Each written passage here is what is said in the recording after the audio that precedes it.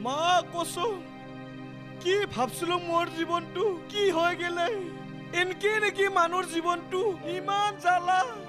মা কসম আমি মৰাৰ পিছত যদি আৰু ইয়াত যদি কায়ো একোৱে জন্ম নাপায় কি বা হৈ থাকবো মোৰতো কায়ো নাইয়ে জিলেবিও নাই মুৰি যোৱাই ভাল হব মোৰো সেটে ভয় যাম আজি মই মা কসম মুৰবও নৰং জিলেবি ডেকা কালতে বিধৱা হব সি আৰু কাবাৰ লগত বিয়া হব ওই গেষ্টি কি কৰছা মা কসম বিজালটো তই মোক চিনে যখন ইচ্ছা কিয় এৰাই নিদাৱই কিয়নো তেনকে ক হা তোৰ মই কাকা বুলি ভাবা ন নাকি নৰং ইকো দৰকাৰ নাই তেতিয়ালে ভাই বুলি ধৰ পুৰা পুত্ৰা হা হা ওলাই ৰ ভাই পুৰা হিয়াল তেতিয়ালে সহায়কাৰী বুলি ধৰ ইকো বুলি নধৰং তক সূত্ৰ বুলি ভাবুং না